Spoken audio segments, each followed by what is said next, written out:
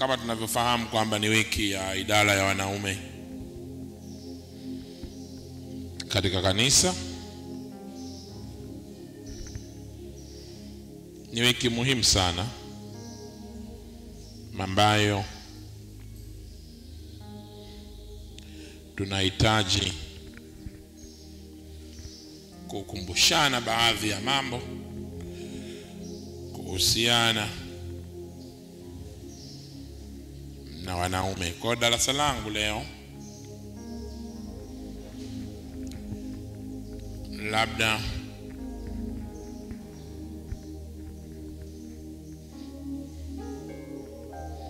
ninaweza kuliita aina 5 za wanaume.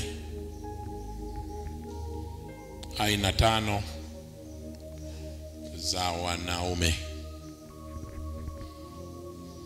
Aina 5 za wanaume. Wanaume wamekuwa na changamoto nyingi sana katika kizazi cha kwetu hiki, ambazo kusema ukweli zinahitaji kuangaziwa ili kuwawezesha wanaume wa kizazi chetu kuweza kufanya wajibu wao vizuri. Jamii ya kizazi chetu kwa leo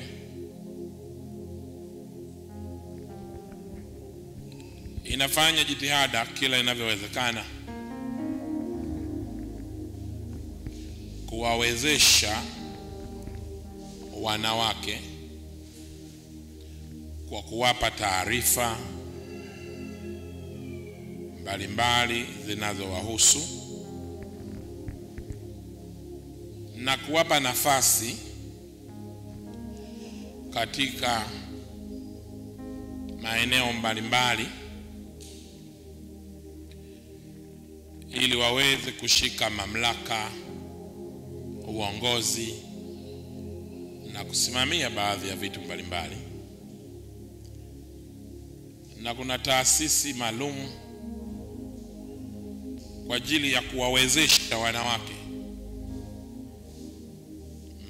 na kuna mifuko maalum kwa ajili ya kuwawezesha wanawake kufanya vitu na vitokee kwa sehemu kubwa sana. Na hata jamii inajitahidi sana kumwezesha mwanamke aweze kuwa na taarifa nyingi kadri inavyowezekana kwa ajili ya jinsia yake, nafasi yake, haki zake, na namna ambayo anapata upendeleo wake kwa mujibu wa sheria na mambo yanayofanana na hayo. Lakini utaweza kuona hata katika ufaulu, wanawake maksi zao za kufaulu au wasichana ni tofauti na maksi za wavulana kufaulu. Natumai jambo hili mnalifahamu. Lakini sasa hizi wanaendelea mbali, wanataka kama kuna nafasi 20 za kazi, nafasi 10 ni za wanawake peke yao, alafu nafasi 10 watagombea wanawake na wanaume. Na automatically unaweza kuona katika nafasi 20 za kazi, wanawake 15 wanaweza kupata nafasi hizo. Na unaona kuna upendeleo wa wanawake kila mahali kwa ajili ya kuwawezesha, lakini hali ni tofauti kabisa kwa wanaume. Wanaume watahitaji kusimama wao wenyewe na kufanya wajibu wao ambao kila mtu anaamini wanaume wanaufahamu.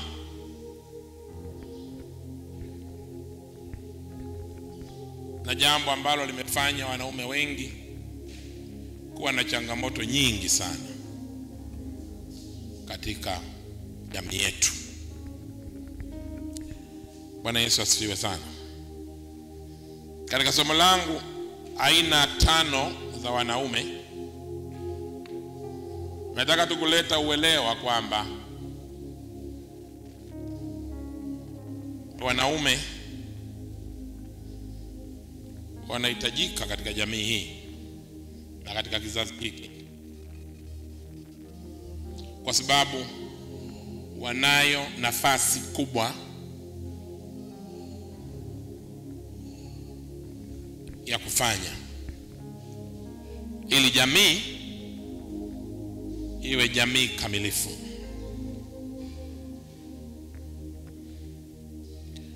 Mwanaume ama akizaliwa tu, huyo mtoto wa kiume anao wajibu kwenye hiyo familia aliyozaliwa, ataitwa kaka.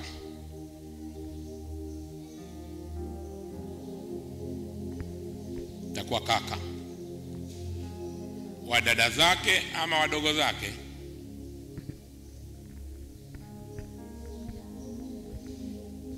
Akiwa kijana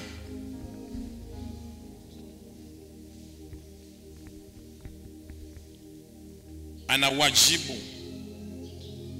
kama kijana wa kiume kwenye jamii.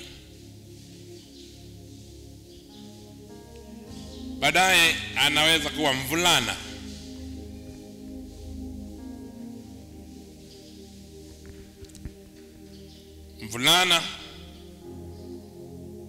na baadaye anapata wajibu wa mume.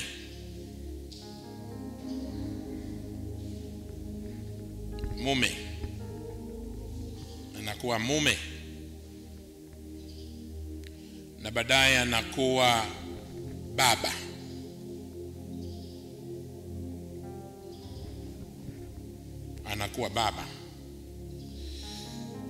Lakini watu wengi wanawategemea wanaume wafanye wajibu wao wa mume vizuri, wafanye wajibu wao wa kaka vizuri, na wafanye wajibu wao wa baba vizuri, wakati jamii haijawaandaa wanaume hawa kufanya huo wajibu vizuri. Yaani jamii inawategemea watafanya wajibu huo vizuri, badala ya kuwaandaa ili waweze kufanya wajibu wao vizuri. Mwanaume ni nani? Mwanaume ni binadamu wa jinsia ya kiume, kwa maana anafaa kuwa mume. Mwanaume ni nani? Mwanaume ni binadamu wa jinsia ya kiume, kwa maana anafaa kuwa mume. Sababu kwa kawaida anaitwa hivyo alivyofikia utu uzima, anaitwa mwanaume.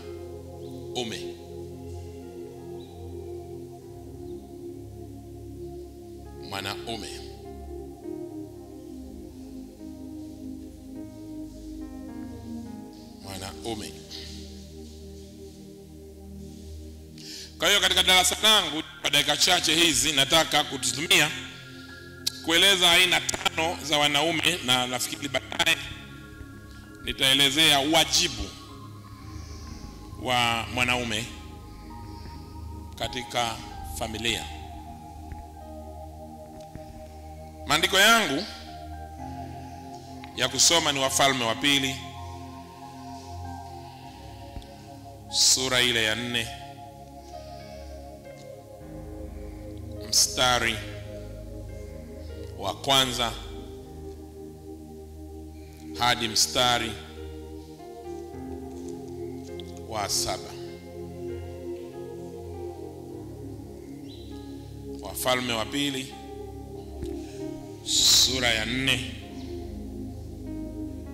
mstari wangu wa 1 hadi mstari wa 7. Katika maandiko haya tutajifunza kwamba kama kuna mwanaume katika familia na saa nyingine ameshindwa kufanya wajibu wake ambao alipaswa kufanya, familia inaingia kwenye changamoto kubwa sana, na familia inaingia kwenye huzuni, kwa sababu kuna mwanaume kwenye familia ameshindwa kufanya wajibu wake. Tunaweza kusoma maandiko hayo, Wafalme wa Pili 4:1 hadi 7. Neno la Mungu linasema hivi: basi mwanamke mmoja miongoni mwa wake za wana wa manabii alimlilia Elisha, akasema, mtumishi wako mume wangu amekufa, nawe unajua ya kuwa mtumishi wako alikuwa mcha Bwana, na aliyemuia amekuja ili ajitwalie wanangu wawili kuwa watumwa. Unaweza kuona maelezo hayo. Hayo yanaonyesha huyu mwanaume mtumishi wa Mungu kuna eneo fulani alifeli kufanya wajibu wake, na kwa sababu hiyo familia tayari inaingia katika changamoto kubwa. Mstari wa 2, Elisha akamwambia, nikufanyie nini? Niambie, una kitu gani nyumbani? Akasema, mimi mjakazi wako sina kitu nyumbani ila chupa ya mafuta. Unaweza kuona mwanaume, kwa sababu hakuwa katika wajibu aliopaswa kuwa nao, hata nyumbani watu hawakuwa na kitu. Kwa hiyo familia ilikuwa na uhitaji, kwa sababu mwanaume huyu mtumishi wa Mungu hakuwa ameweza kufanya wajibu wake kwa ukamilifu. Ikawaje? Akasema, nenda utafute vyombo huko nje kwa jirani zako wote, vyombo vitupu wala usitake vichache. Yaani kwa nyumba hii hata vyombo nyumbani kulikuwa hakuna. Vyombo tu nyumbani hawakuwa navyo. Kwa hiyo hata kulipohitajika muujiza wa vyombo vingi, ili lazimu mke huyu wa mtumishi wa Mungu aende kwa majirani kwenda kuwazima vyombo, kwa sababu hawakuwa na utoshelevu wa vyombo katika nyumba yao. Natumai unaona maandiko hayo, Maandiko yanasema sasa, kisha uingie ndani ukajifungia mlango, wewe na wanao, ukavimimina mafuta vyombo vile vyote, navyo vijaa ukavitenge. Basi akamwacha akajifungia mlango, yeye na wanawe, au akamletea vyombo na yeye akamimina. Ikawa vilivyokwisha kujaa vile vyombo, akamwambia mwanawe, niletee tena chombo. Akamwambia, hakuna tena chombo. Mafuta yakakoma.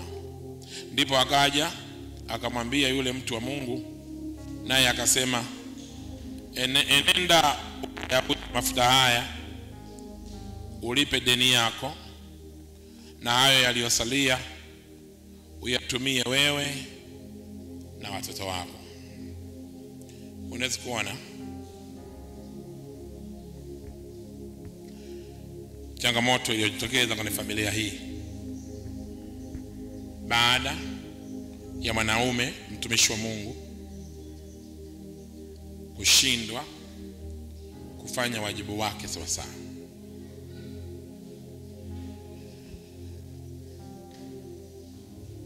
Aina ya kwanza ya wanaume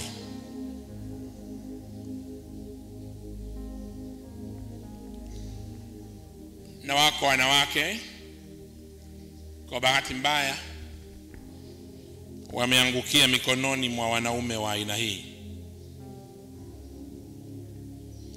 Wanaume wasio na hekima na wanaume waovu.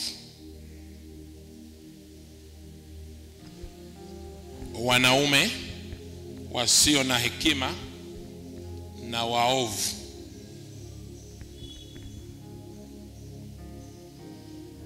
Hili ni kundi la kwanza la wanaume ambao hawana hekima. Lakini sio hilo tu, wanaume hawa ni waovu vile vile. Katika maandiko utamuona mwanaume huyo anaitwa Nabali.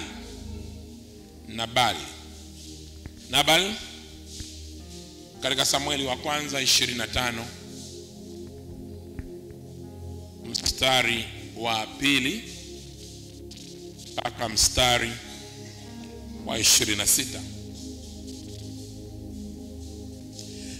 Na bahati mbaya, ama sijui tutahitaji, wanaume wa namna hii wasio na hekima na ni waovu huwa wanapata wanawake wazuri na wana akili nyingi. Na mnajua Nabali aliweza kumuoa mwanamke mzuri na mwenye akili, anaitwa nani? Abigail.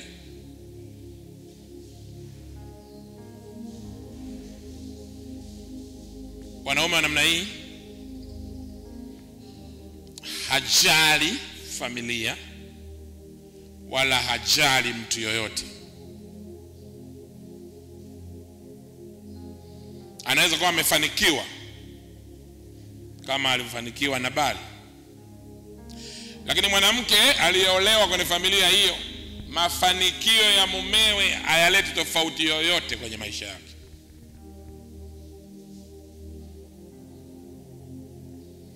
Kwa nje inaonekana kama familia hiyo imefanikiwa, lakini kwa ndani mafanikio yanayoonekana kwa nje hayamuhusu kabisa mwanamke wa familia hiyo. Hii ni aina ya kwanza ya wanaume wasio na hekima na waovu. Aina ya pili ya wanaume ni wanaume wacha Mungu.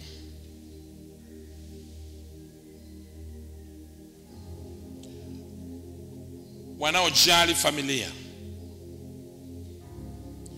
na wake zao na watoto wao. na ni wanaume ambao wana support familia zao.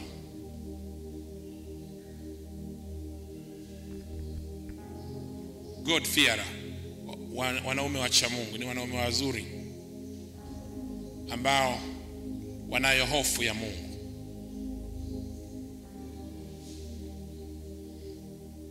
Na hata kama kuna mtu hajaolewa anatamani kuolewa siku moja, moja kati ya jambo muhimu kuliangalia, muoaji anayetakiwa kuja kukuoa ili uwe salama, lazima awe ni mtu mwenye hofu ya Mungu. Mtu yeyote mwenye hofu ya Mungu hawezi kukutendea ubaya, sio kwa sababu anakuogopa wewe, ila ni kwa sababu anamheshimu Mungu. Badala ya kuangalia ana mali, sijui kuangalia amesoma, hayo yote tumeyaona kwa Abigail. Wazazi wake walimuozesha Abigail kwa Nabal, na unaona gharama iliyomlazimu kulipa Abigail. Kwa hiyo ningependa kukutia moyo na kukushauri, sifa ya kwanza ya mtu ambaye ungependa kumuoa ama kuolewa naye, lazima awe mtu mwenye hofu ya Mungu. Elkana, huyu tunamsoma hapa, mwanaume huyu anaitwa Elkana katika Samueli wa kwanza sura ya kwanza mstari wa kwanza hadi mstari wa 7. Elkana alikuwa na wake wawili. Ni moja kati ya familia ambayo inatajwa sana katika maandiko na katika mahubiri mengi, kwa mafundisho mengi yaliyoletwa na familia hiyo. Lakini tunaona Elkana alikuwa ni mtu anayemhofu Mungu, na aliweza kuhudhuria hata sehemu za ibada na familia yake, na akampa mkewe Hana sadaka mara 2 ya alivyompa mkewe yule mwingine Penina. Na maandiko yanasema kwa sababu alimpenda, aliweza kumpa mara 2 ya alivyompa Penina. Natumai mmesoma maandiko hayo, si ndio?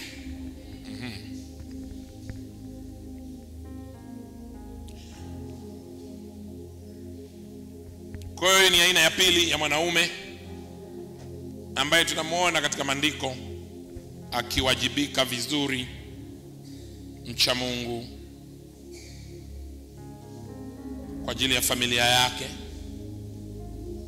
watoto wake, na akiwaongoza kwenye mambo ya kimungu. Na hata utaona Hana alipotoa nadhiri kwa Mungu, ikiwa Mungu atasikia maombi yake, akasema nitakupa mtoto huyu wa kiume awe mtumishi wako. Kuko hilo jambo lilikuwa rahisi kwa sababu ya Elkana alivyokuwa mcha Mungu. Ndio maana liliweza kufanyika kiurahisi. Samueli akapelekwa kwa sababu Elkana alikuwa anamhofu Mungu. Ingekuwa Elkana hamhofu Mungu, jambo hilo lisingewezekana kabisa hata dakika moja. Kwa hiyo kundi la pili, tuna wanaume ambao wanamhofu Mungu. Kundi la tatu la wanaume ni wanaume ambao wanataka kila kitu anachofanya mwanamke akiache, alafu amfuate mumewe vile anavyotaka. ni mwanamke alikuwa anafanya kazi, ameolewa, atamwambia acha kazi hiyo. Ni mwanamke alikuwa anafanya biashara, atamwambia acha biashara hiyo. Ni mwanamke alikuwa anafanya kilimo, atamwambia acha. Alafu atamwambia ufanye kile mimi nataka. Wanaume namna hiyo wapo hamna? Wapo. Na zingine anakuachisha kufanya kitu ambacho ulikuwa unafanya wakati wote, na zingine hana hata uwezo yeye mwenyewe wa kuyafikia mahitaji yako, ila atasema acha. Mimi ni mwalimu, kama nimekuoa acha ualimu, kaa nyumbani uangalie watoto. Mimi kule ni mkurugenzi, kama umeolewa na mimi acha. Na kumekuwa na ugomvi mwingi kwenye ndoa za namna hiyo kwa sehemu kubwa katika kizazi chetu, na hasa mtu anapoolewa na mwanaume wa namna hiyo ambaye anataka yeye tu analolitaka ndilo lifuatwe. Namuongelea nani hapa? Namuongelea Elimeleki, mme wa Naomi. Aliweza hata kumhamisha Naomi kutoka pale alipomkuta na kumpeleka sehemu nyingine wakaishi. Kuna wanaume wa namna hiyo, anakuoa mjini, amekukuta mjini, alafu baadaye anakuhamisha na kupeleka kijijini kwao.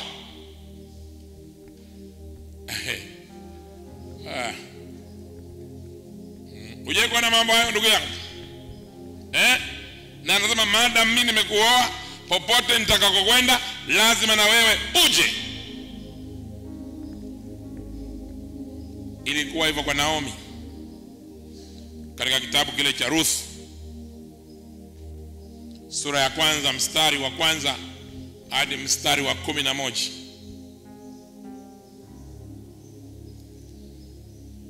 Naomi akahama akamfuata mumewe, na bahati mbaya kule alipoenda Elimeleki alifariki.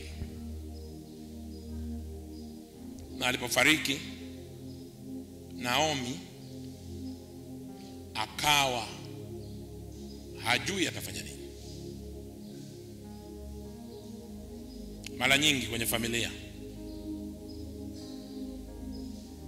kumekuwa na hali ya namna hiyo.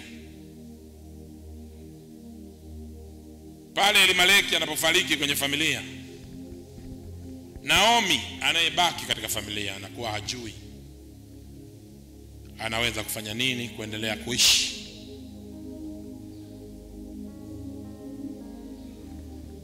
Na unaweza kuona ilikuwa changamoto kubwa sana.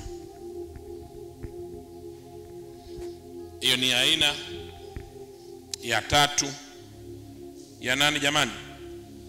Ya mwanaume. Aina ya 4 ya mwanaume ni mwanaume ambaye anakuruhusu na kukupa sapoti ya chochote unachotaka kufanya. Yuko nyuma yako.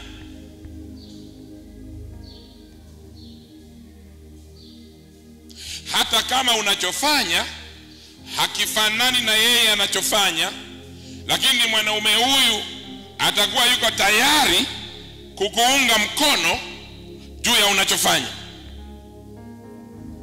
Na zingine atakwambia wewe sema tu unataka kufanya nini, mimi nitakuunga mkono juu ya hicho unachotaka kufanya.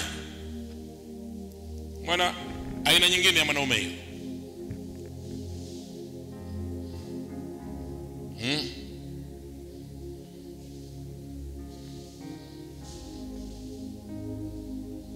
Anakuruhusu. Yeye hajaokolewa, wewe umeokolewa, unataka kwenda kumtumikia Mungu, atakupa zaka, atakupa na sadaka, atakuunga na mkono kuhudhuria ibada, ila yeye ataendelea na mambo yake. Mweko na aina hiyo. Hana tabu kabisa na mambo yako unayofanya. Yuko nyuma yako. Huyu mtu wa hivi, mwanaume wa hivi anaitwa Kuza. Natumai unasoma katika maandiko yako vizuri. Labda hapa nitasoma kwa faida ya darasa. Kuna mwanamke mmoja anaitwa Yohana, mke wa Kuza. Umewahi kumsoma mtu huyo? Huenda la hasha hujawahi. Huyu mwanamke alikuwa ni mwanafunzi wa Yesu Kristo. Mumewe Kuza alikuwa mwanasheria wa Herode.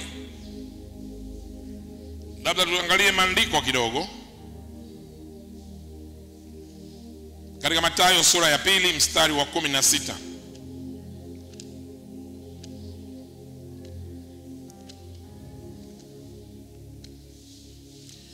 Mathayo sura ile ya 2 mstari wa 16.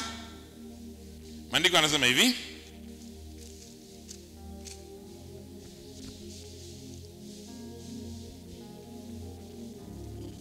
ndipo Herode alipoona ya kuwa amedhihakiwa na wale mamajusi, alighadhabika sana, akatuma watu, akawaua watoto wanaume waliokuwako huko Bethlehem na viungani mwake mote, tangu wenye miaka 2 na waliopungua, kwa muda ule aliohakikisha kwa wale mamajusi. Kwa nini nimesoma hili andiko? Nimesoma hili andiko ili nikuonyeshe Kuza, mwanaume huyu alikuwa yuko akifanya kazi zake kwenye familia na jamii inayompinga Yesu Kristo, lakini hakumzuia mkewe kuwa mtumishi wa Yesu Kristo. Yeye yuko ambako wanampinga Yesu na wanataka kumuua.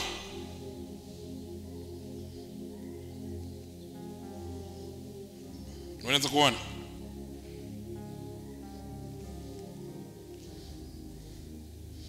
lakini mke wake anasema mimi nimeokolewa, nataka nimfuate Yesu. Kuza anasema nenda na una support yangu, nenda katumikie Yesu. Angalia maandiko, kwa mfano Luka sura ya 8 mstari wa 1 hadi wa 3.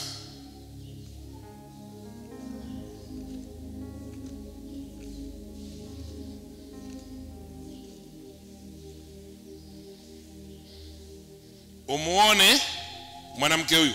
Luka sura ya 8 mstari wa 1 hadi mstari wa 3. Biblia inasema hivi: ikawa baada ya hayo, alikuwa akizunguka katika miji na vijiji, akihubiri na kuitangaza habari njema ya ufalme wa Mungu. Na wale senashara walikuwa pamoja naye, na wanawake kadha wa kadha ambao walikuwa na pepo wabaya na magonjwa wakaponywa. Nao ni nani? Mariamu aitwaye nani? Magdalene, aliyotokwa na pepo 7. Na nani?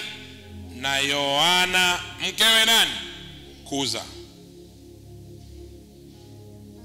Unaona maneno hayo? Wakili wa nani mumewe? Wakili wa Herode. Na Suzana na wengine wengi waliokuwa wakimhudumia kwa mali zao. Hii ni aina nyingine ya mwanaume. Hana shida na mkewe juu ya kile anachofanya ama anachoamini. Yeye yuko tayari kumuunga mkono mkewe. Unataka kufanya biashara, unataka kufanya kazi, yeye yuko tayari kuunga mkono. Unataka kufuga, unataka kilimo, yuko tayari, hana shida.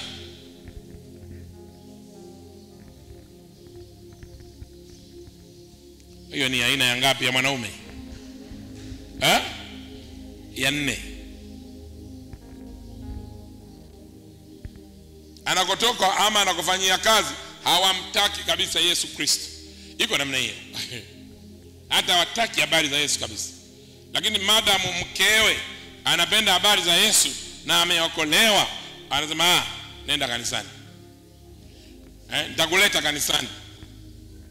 Nimeona wanawake wa kanisa hili ambao wameolewa na waume zao ambao wanaendelea na imani zao, nimeona mara kadhaa wakiwa drive na gari kuwaleta hapa kanisani.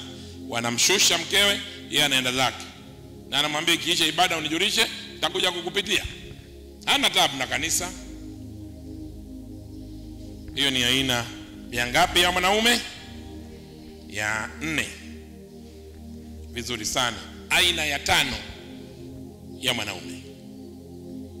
Mwanaume ambaye anaoa mwanamke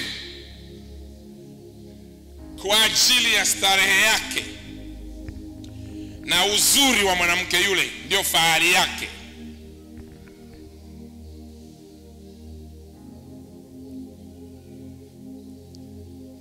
Ataenda kilabuni, atawaambia walevi wenzake, mimi nimeoa mwanamke mzuri kuliko ninyi wote hapa.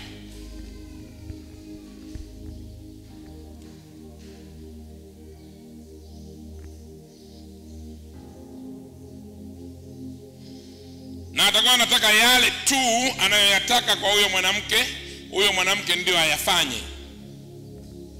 Natumai mmesoma Biblia vizuri kuhusu habari ya Vashti. Mnamjua Vashti? Aliolewa na mfalme nani? Mfalme gani alimuoa Vashti? Katika kitabu cha Esther, Ahasuero. Ugomvi ulitokea kwa sababu gani? Mfalme alipokusanya marafiki zake katika banquet yake ili kujazia banquet ikae vizuri, alitaka kuwaonyesha jinsi mkewe alivyokuwa mzuri, aje pale apite kwa marafiki zake. Si mnasoma habari hii?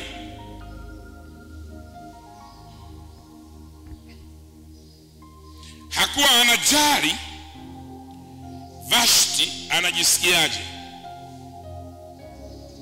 Wako wanaume namna hiyo, hajali hisia za mtu mwingine ila yeye.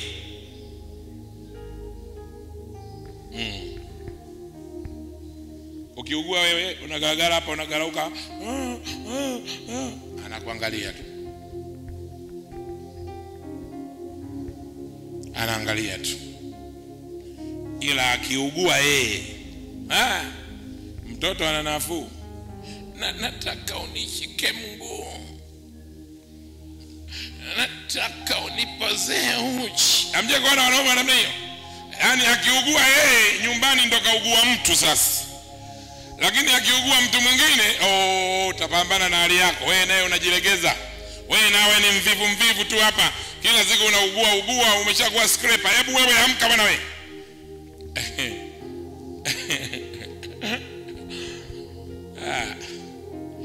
Bwana tusaidie sana. Aina ngapi hizo za wanaume? 5. Naogopa kuuliza wakwako aina gani.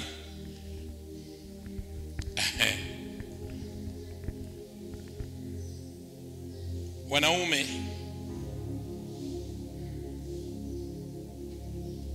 wanahitaji kuombewa.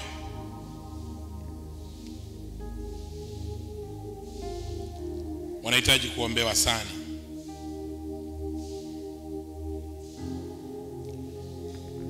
Utaweza kuona jamii ya kiume ni jamii ambayo inapatikana kwa shida sana kuzaliwa.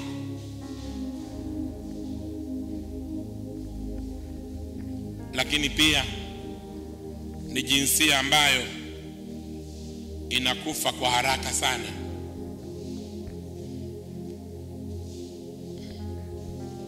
Na hata kama wewe unaweza kufanya hesabu mwaka huu, hesabu kanisani, watoto wa kike wangapi wamezaliwa kanisani kwetu hapa, alafu hesabu wa kiume ni wangapi.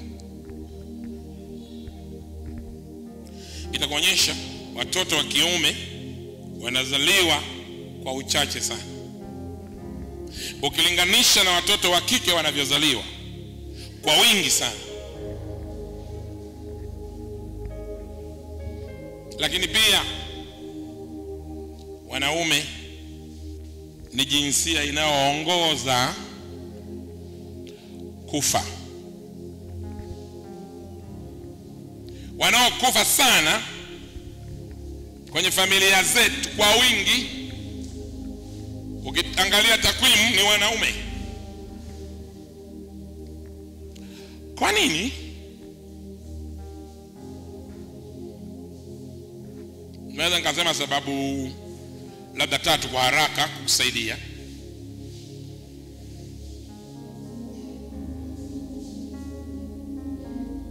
Kwa asili wanaume hawawezi kuvumilia shida.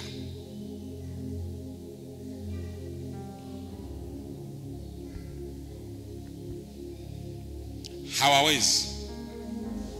Ni kweli wana nguvu, wana misuli, sijui na nini, lakini kunapotokea shida za muda mrefu, mwanaume hawezi kusurvive.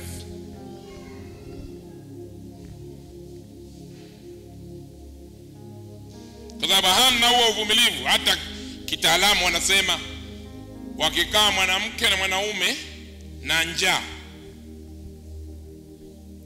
kwa siku 7, atakuwa wa kwanza nani kufariki? Mwanaume. Kwa nini? Hana huo uwezo wa kuvumilia hizo shida. Lakini mwanamke anaweza kupiga 7 na yupo tu, akapiga pia 8 vile vile.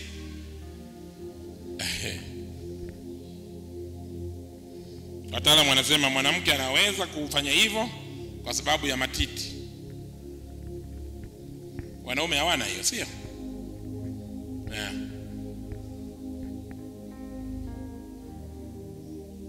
Kwa sababu ya kwanza, kwa nini wanaume wanakufa sana?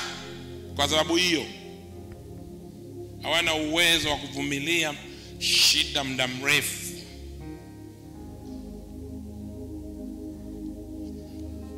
Wanaondoka. Sababu ya pili, tataja chache tu.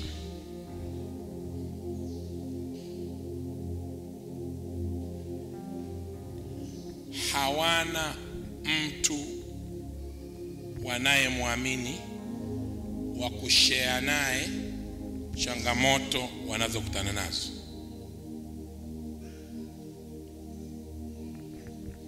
Hii ndio tofauti ya mwanaume na mwanamke.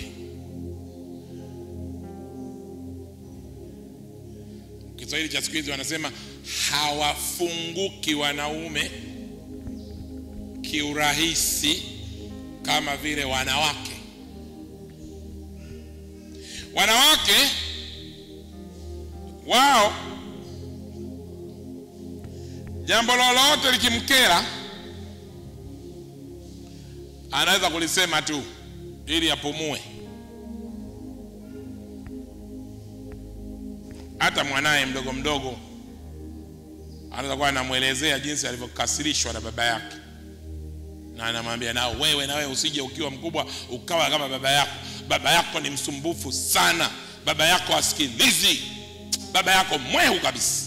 Anamwambia mwanae, na mwanae hata haelewi, anamwangalia tu. Anasema ndio nishakwambia hivyo, anapumua. Lakini mwanaume ili aweze kushare lazima aangalie ni nani na ashare kitu gani na huyo mtu, na asishare nini. Wanawake hawaangalii hiyo. Kweli sio kweli? Kwa hiyo jinsi wanavyoshare, jinsi wanavyoshirikisha yale yanayowasumbua, hata kama sio kwa watu sahihi, wanapumua, wanaondoa sumu mwilini na wanakaa vizuri. Lakini wanaume hana mtu wa kusema naye.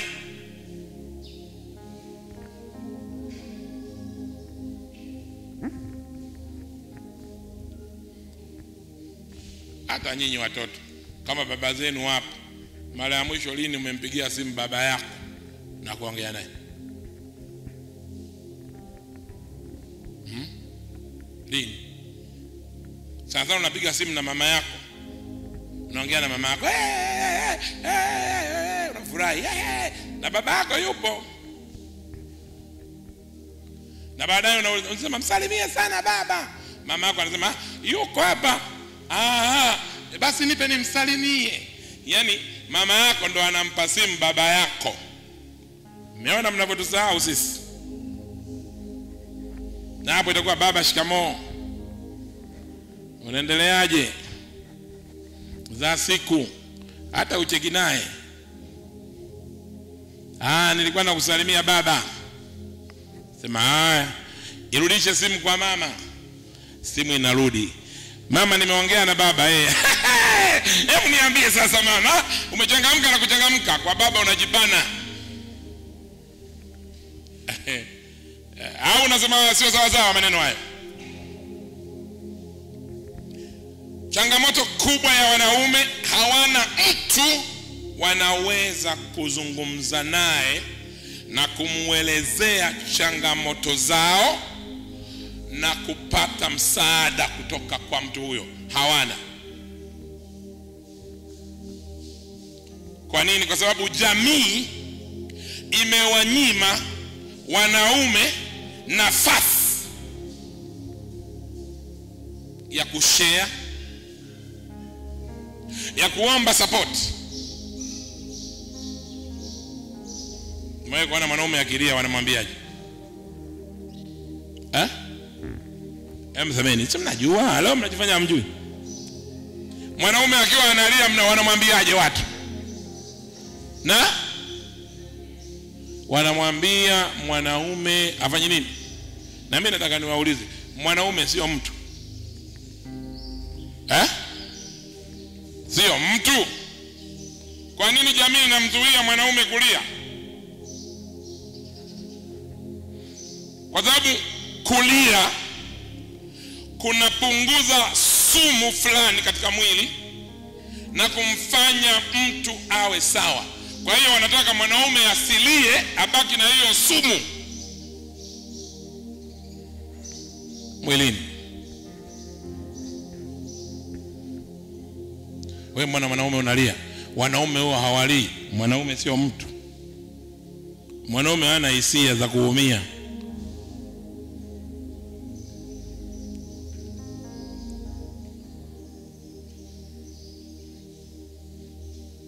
Hata watu wazima wakiwa na watoto, anayeongoza kutembelea watoto na kusalimia huwa nani?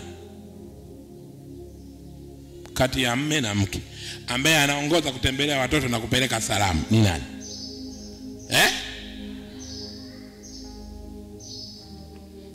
Mwanangu amejifungua, ngoja niende nikamwangalizie. Anamwacha mumewe, haangaliwi na mtu yoyote, anaenda kuangalia mke wa mtu. Naenda kumwangalizia anajifungua. Anamwangalizia miezi mingapi? Eti mzee Batazali, miezi mingapi anamwangalizia? Ana mumewe, lakini kajifanya kwenda kumwangalizia, kaacha wajibu wake kwa mumewe na hajali. Na mwangalia mtoto.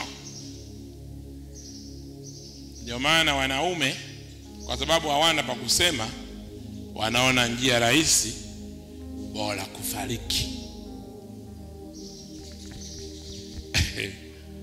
Kuna mtu shule inamwingia.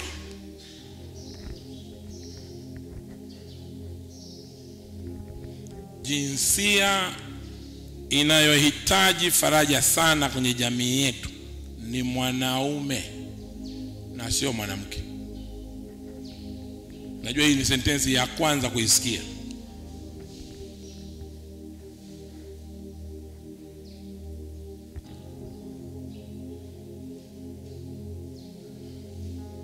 Kwa sababu ndio wanaobeba wajibu mkubwa wa kifamilia. Wanabeba majukumu mazito ya kifamilia. Wanafanya maamuzi magumu ya kifamilia.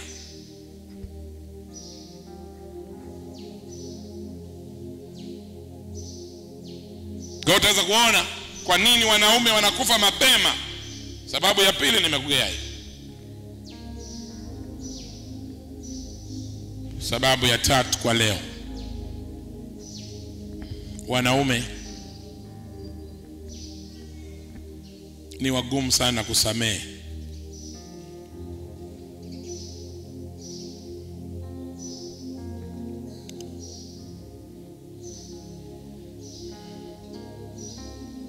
Na unajua unapokuwa hujatoa msamaha,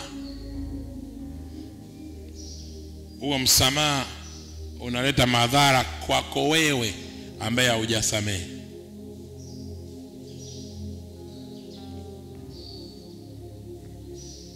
Ndio maana ukimvuruga mwanaume atakukumbushia mambo ambao mmewahi kuongea alafu mkasema mmeyamaliza, ila ukishamvuruga leo atakukumbushia. Uongo kweli? Unajua kwa sababu gani? Wagumu kusamehe. Na Mungu atusaidie sana wanaume ambao tuko kwenye darasa hili, atupe uwezo wa kusamehe. Amen. Tuachilie wala tusikumbuke maumivu hayo. Na hata kama likitokea jambo jipya, tusirudie kule ambako tulikuwa tumeumizwa. Sababu hizi tatu, ziko nyingi lakini nimekupa tatu, ndizo zinazofanya wanaume wafanye nini? Wafe haraka. Na ndio maana niliwaambia wale mlioolewa wakati fulani, ukiwa na mume wako, jitahidi sana kadri unavyoweza usimpe stress ambazo hazina sababu.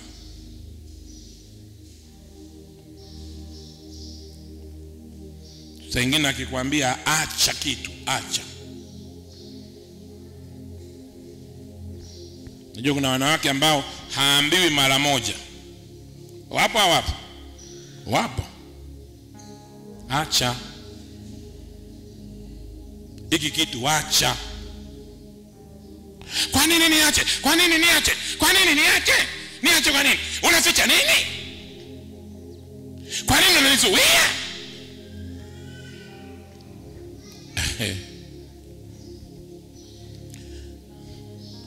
Ukiambiwa kama umeolewa na mumeo, acha. Fanya nini? Sisi wanawake, fanya nini? Acha.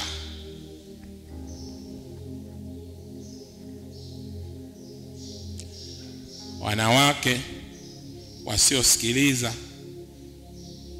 maelekezo marahisi wanayopewa na wanaume wao nyumbani, na sengine wanawaza maelekezo haya mwanaume ananigea kwa sababu yeye ni mwanaume, anataka kuninyanyasa.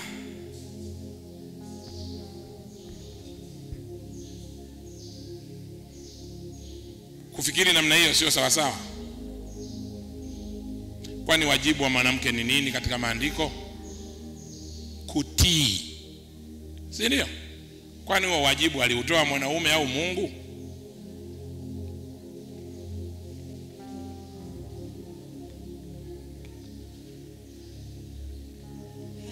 Kwa ni muhimu wanawake wa kanisa hili kujitahidi kadri unavyoweza kuepuka kuleta stress nyumbani kwa mumeo na mashindano yasiyo na maana. Tabia ya wanaume, kama mwanamke asikilizi, mwanaume huanza kukaa mbali na mwanamke huyo kadri inavyowezekana. Alikuwa anawahi, wewe usikilizi kila anachokuambia, atapunguza muda wa kuwahi.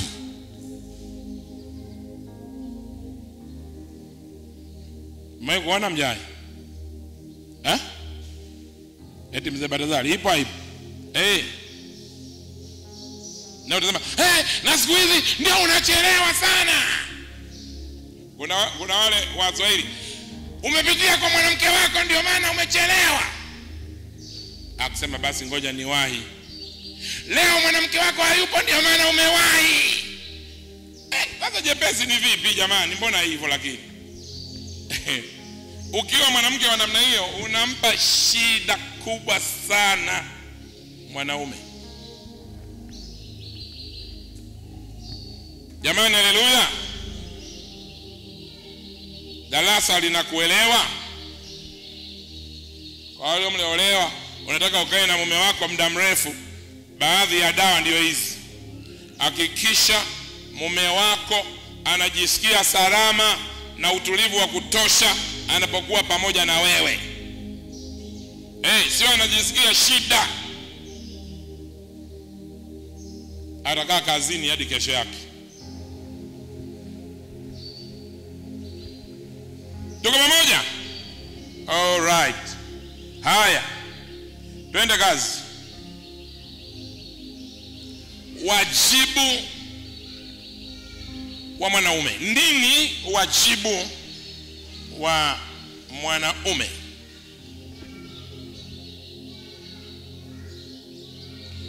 Mwanaume anawajibika kufanya vitu vitokee kwenye familia. Anawajibika kufanya provision, providing for family. Kufanya vitu vitokee, kufanya vitu vionekane kwenye familia.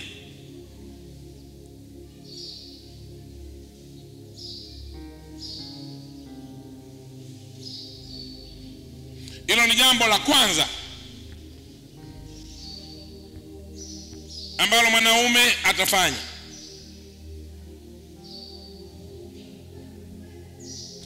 Lakini jambo la pili mwanaume atafanya,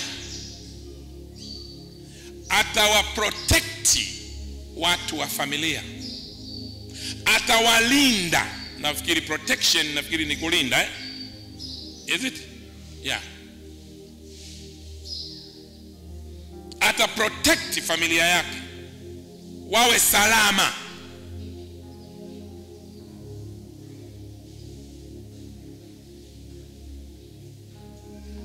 Atahakikisha wanapata chakula, atahakikisha wanalala vizuri, atahakikisha wanapata mahitaji yote muhimu, atahakikisha wakiugua wanapata matibabu, atahakikisha kama wanasoma wanapata ada, kama wamekaa nyumba ya kupanga wanapata kodi. Anafanya provision, ana provide.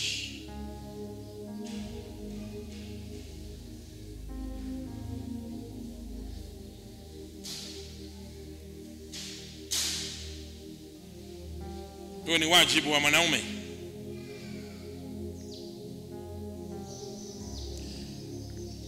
Lakini wajibu mwingine wa familia, mwanaume ataiongoza familia yake, atalead, kulead familia, kuiongoza familia.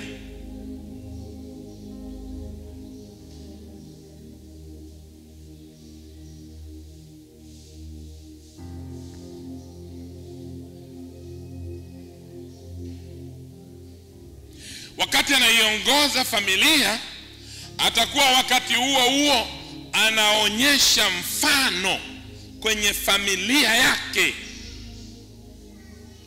kama baba bora ama mume bora.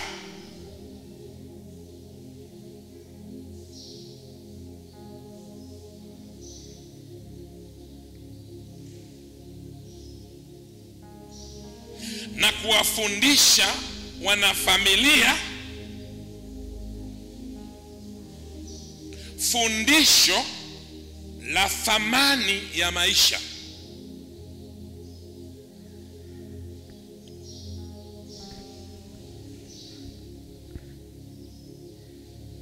Na ndio maana Mungu alitaka kwenye familia awepo mama, awepo na baba. Na ndio maana kwenye familia utapata watoto wa kike na watoto wa kiume kwenye familia. Kwa nini Mungu alitaka hivyo? Mungu alitaka hivyo ili watoto wa kiume wajifunze kwa baba yao, wanayemuona kila siku, kwa vitendo, namna ya kuwa baba bora. Waone baba anachofanya.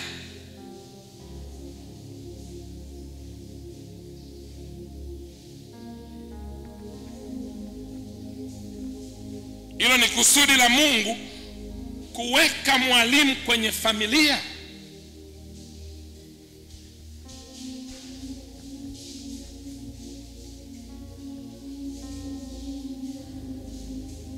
Tofauti na dunia leo inavyohimiza watu, mimi nitakuwa single parent, mimi nitakuwa single parent, mimi nitalea mtoto mwenyewe. Kulea mtoto mwenyewe unatengeneza mtoto mdhaifu. Uwe ni baba peke yako ama ni mama peke yako, huyu mtoto wako unatengeneza mtu asiyekamilika, ambaye atakuwa ni changamoto katika dunia.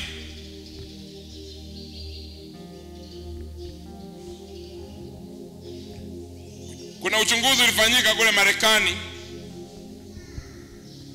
Watu ambao wanajihusisha na magenge ya ujambazi na madawa ya kulevya na kuua watu, walipofanya uchunguzi, walipokuwa wameweka gerezani, waligundua karibu wote baba hakuwepo nyumbani.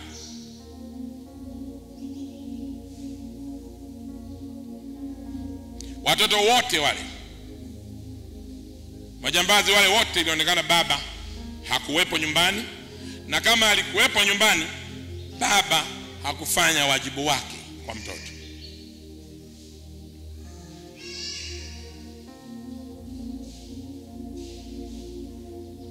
Ama alifeli kuongoza kwa mfano. Thamani ya maisha, thamani ya familia. Baba atakuonyesha thamani ya familia.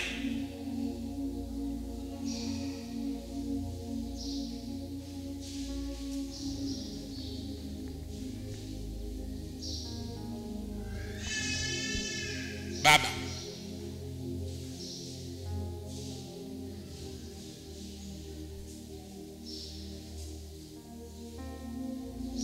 kwa tumeona kwanza anafanya provision, analeta mahitaji ya kimwili, ya kihisia na ya kiroho yanayohitajika kwenye familia.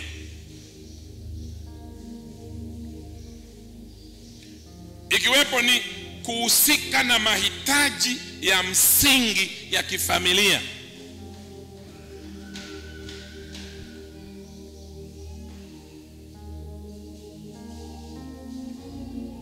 Hilo ni jambo la mwanaume kufanya katika familia.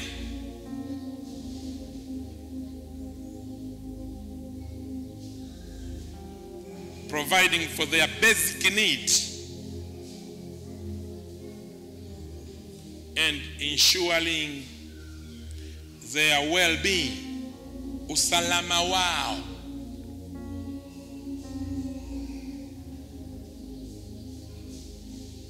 Akiwepo baba, akiwa amefariki bahati mbaya, na wana namna yao Mungu kuwalea, lakini ni makusudi tu, wewe unazaa tu, kila mtu na baba yake, unaleta vurugu kubwa sana kwenye akili za watoto. Na usimnyime nafasi kuwa na baba yake kama inawezekana. Ukimnyima nafasi kuwa na baba yake, unamharibia pakubwa.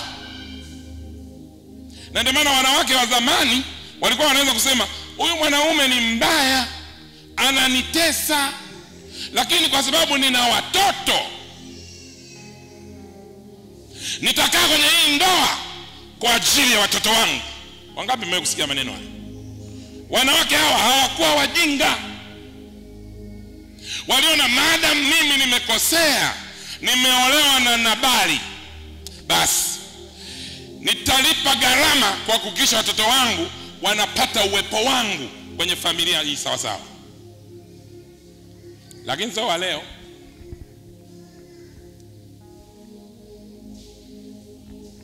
Mtoto wako atajifunza wapi kama ni wa kiume namna ya kuwa baba mzuri? Hii haifundishwi popote.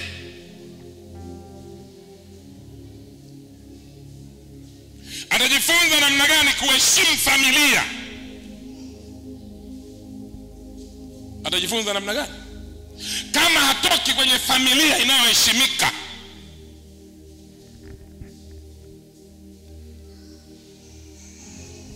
Atajifunzaje?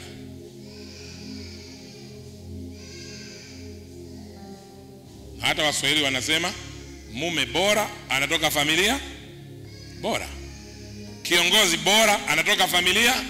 Kwa hiyo tunaweza kuona kila mtu bora lazima atoke kwenye familia iliyo bora. Kwa hiyo tuna nafasi ya kuhakikisha tunawapa nafasi wanaume kulead familia. Unajua kuongoza sio kitu kirahisi. Najua mnakuwa na watoto wenu, kuna saa labda umeleta zawadi, umejibana bana huko ukaleta zawadi ukampa mwanao, afa akasema nini umeleta? Sema niliona nikuletee labda zawadi gauni. Sema baya ili gauni baya, ili gauni lina rangi mbaya, mimi sitaki kuvaa gauni hili. Amjaye kuona vitu kama hiyo? Baba anasema basi kama baya aliache, tutampa mtu mwingine. Mtoto anaondoka na hilo ligauni tena analia, kakwazika kabisa, wakati hajalinunua yeye, kaletewa tu zawadi ila amekwazika kabisa, na anakuwa analikataa kulivaa, ama akilivaa anavaa huko analia, sitaki mbaya hiyo, na alieleta yuko hapo hapo. Kuongoza hakijawahi kuwa kitu kirahisi. Ni rahisi kuyaona mapungufu ya kiongozi. Ufanye hiki, ufanye na hiki, mwana ufanye hiki, mwana ufanye hivi. Ni kwa sababu wewe hauko kwenye hiyo nafasi. Wewe ungekaa kwenye hiyo nafasi ungefanya vibaya zaidi.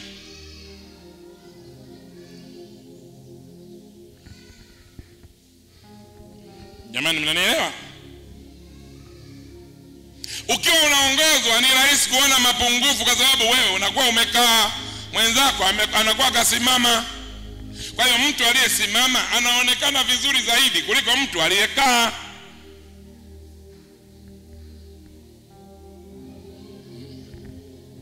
Mbona uleti chai na mkate? Mbona sijui nini na nini haiji kwa wakati? Kwa sababu kuna mtu anaongoza, sio wewe. Tubadilishane.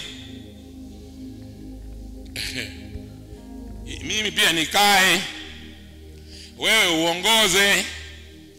Alafu baada ya hapo tuje tuchauliane uone kama utaendelea.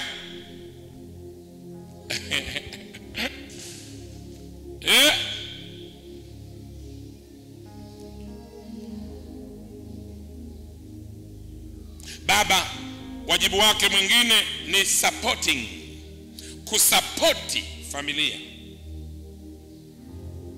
kuwa chanzo cha uimara wa familia. Be a source of strength.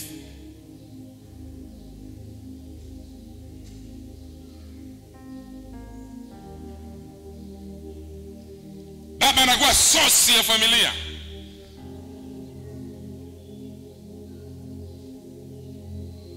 inakuwa chanzo cha nguvu ya familia, baba. Na hasa unapotokea nyakati ngumu, baba anatakiwa kusimama pale na kusema hili tutafanya hivi, hili hatutafanya hivi. Being a source of strength and support for family members wakati wa nyakati ngumu,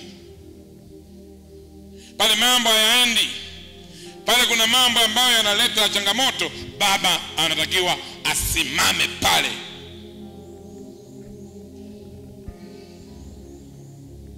Na utatoka kuona jamii yetu imejifunza nyumba yenye baba watu hao hawaichezei. Uongo? Hawawezi kuchezea.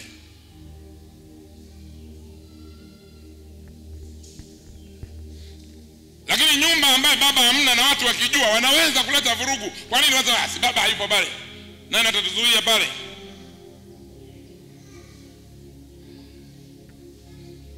Huu ni wajibu wa mwanaume katika familia yake. Sio wajibu mdogo, ndugu zangu.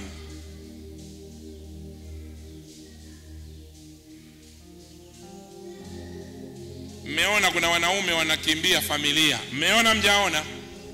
Mmeona?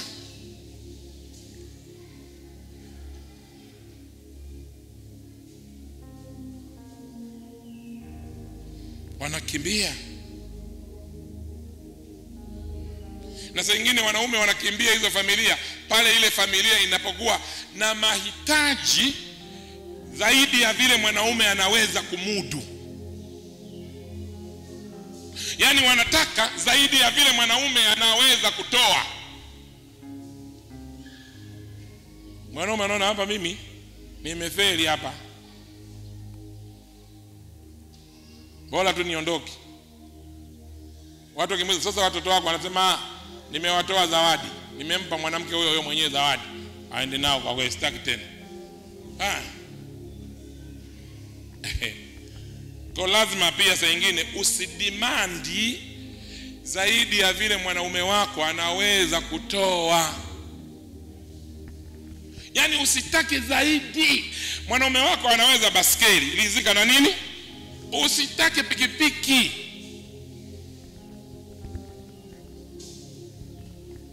Hana hiyo.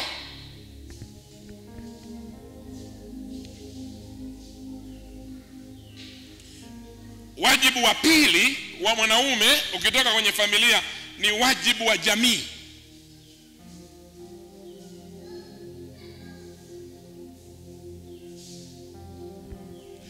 Kushiriki kwa ukamilifu kwenye mambo ya jamii.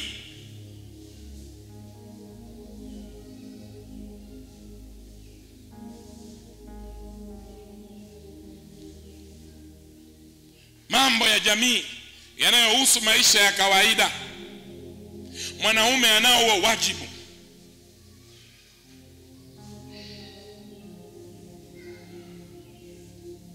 Na saa nyingine anawajibika kwenye uchumi wa jamii.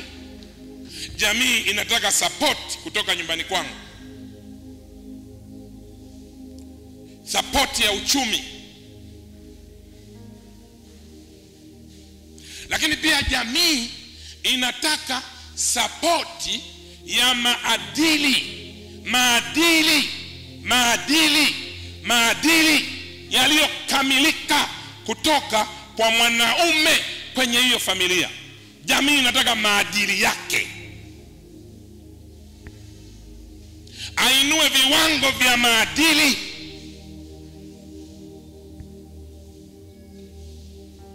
Jamii ijue maadili ya mwanaume yanapaswa kuwaje.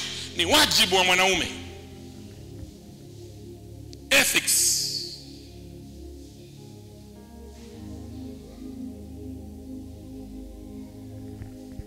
Huo ni wajibu wa mwanaume kwenye jamii. Kwa mambo yasiyo sawa yapaswa kufanywa na mwanaume kwenye jamii.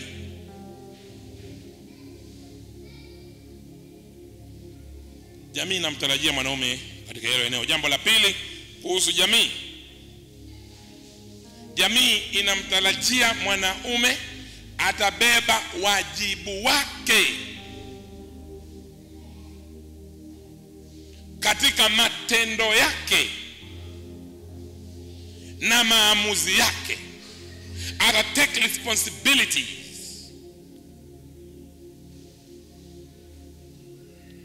kwa actions zake na decisions zake, matendo yake na maamuzi yake.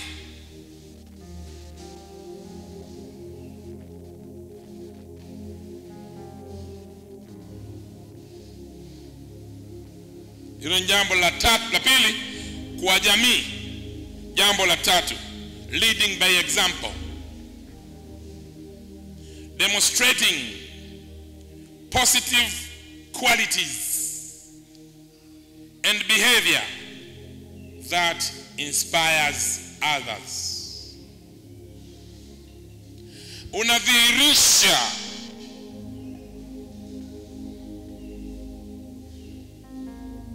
mtazamo chanya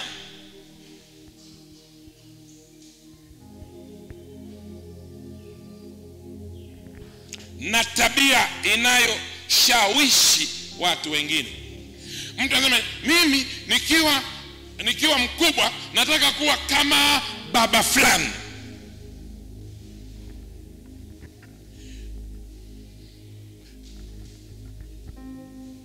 Jamii inamtarajia mwanaume katika hilo eneo. Na jambo la tatu na la mwisho, personal, binafsi. Kujichukulia, kujijali mwenyewe mwanaume kiafya, kiakili, na kutafuta msaada pale unapohitajika.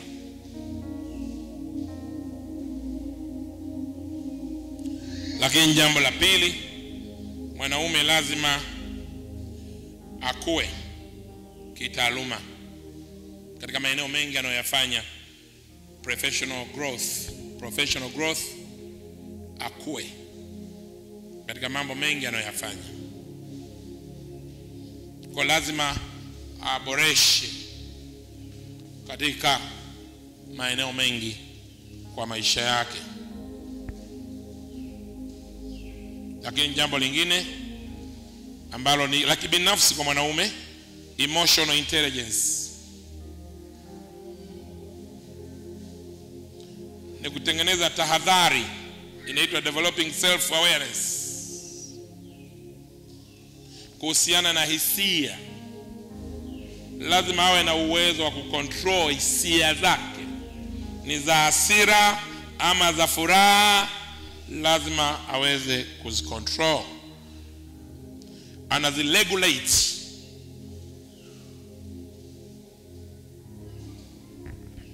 Anazicontrol hisia.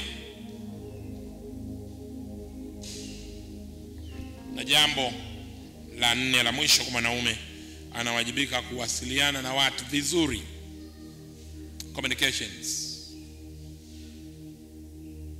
vizuri, effectively. Yani anaposema hiki ni hapana, jamii ijue hicho kitu ni hapana.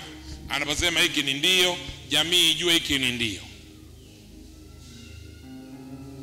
Kwa sababu itamsaidia kujenga strong relationship, mahusiano imara. Bwana Yesu asifiwe sana. Tumeona katika maandiko unaweza kuwa mtumishi wa Mungu lakini maskini. Tumesoma mpaka unaenda kuwaweka bondi watoto wako nyumbani ili uchukue hela. Ni aina gani ya umaskini hiyo? Kwa sababu jambo muhimu kulifahamu, utumishi wa Mungu na mafanikio ya kimaisha vina kanuni tofauti.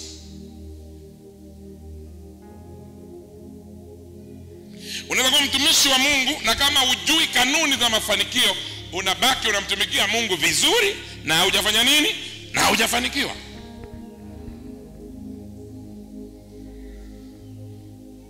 Tumeona mama mchungaji anasikitika, baba mchungaji amefariki na alikopa. Na akasema nikishindwa kulipa, chukueni watoto wangu. Kwanza hiyo aina gani ya umaskini jamani?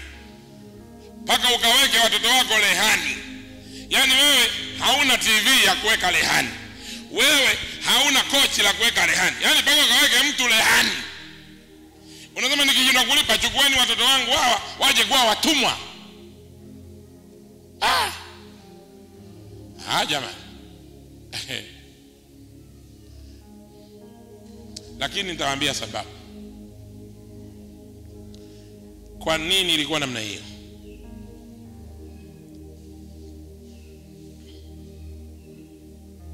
Kwa sababu mtafutaji kwenye familia alikuwa mtu huyu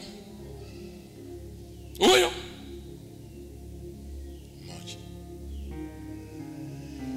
Familia ikiwa na mtafutaji huyu mmoja, kama alivyokuwa mume wa Naomi, akiondoka anaondoka na vitu vyake. Na hapa kuna jambo la kujifunza. Mungu akitusaidia, lazima tutengeneze mafanikio ya kifamilia, sio ya mtu.